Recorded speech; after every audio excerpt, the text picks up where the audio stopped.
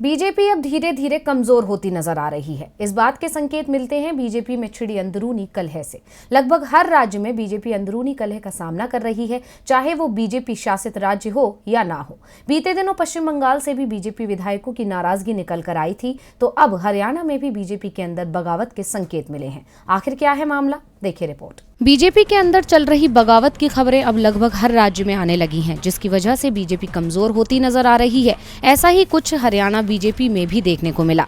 दरअसल खट्टर सरकार में सबसे ताकतवर महकमा संभालने वाले अनिल विज बीजेपी जेजेपी सरकार में बनाए गए 2 नए मंत्रियों की शपथ ग्रहण समारोह में आए ही नहीं। इससे एक बार फिर ये साबित हो गया कि इस सरकार में सत्ता के 2 केंद्र हैं। हरियाणा में बीजेपी जेजेपी सरकार बनने के करीब 2.25 साल बाद चिर प्रतीक्षित मंत्रिमंडल का विस्तार हो तो गया, लेकिन ये एक बार फिर साबित हो गया कि सरकार में गहरी दरार है।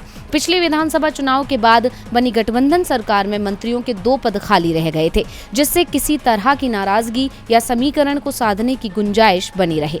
इसमें एक मंत्री बीजेपी कोटे से बनना था और एक जेजेपी कोटे से। तभी से हर महीने या 2 महीने में मंत्रिमंडल विस्तार की चर्चा जोर पकड़ लेती थी। बीते 1 महीने से तो कई तारीखें भी सामने आ चुकी थी। आखिर 28 दिसंबर को शपथ ग्रहण समारोह हरियाणा के राजभवन में हुआ, लेकिन अनिल विज नहीं आए। आपको बता दें कि अनिल विज सरकार के वो मंत्री हैं जो गृह मंत्रालय के साथ ही स्वास्थ्य और स्थानीय निकाय जैसे महकमे भी संभालते हैं। बीजेपी जेजेपी सरकार में बेशक मुख्यमंत्री के पास करीब 2 दर्जन से ज्यादा और उप मुख्यमंत्री के पास दर्जन भर मंत्रालय हैं, लेकिन ताकतवर मंत्रालयों के नजरिए से अनिल विज को सरकार में नंबर 2 माना जाता है। राज्य में बीजेपी की जीत के बाद खुद को मुख्यमंत्री का स्वाभाविक दावेदार मानने वाले 6 बार के विधायक अनिल विज और सीएम मनोहर लाल खट्टर के बीच टकराव कोई नया नहीं है और ये अभी तक जारी है।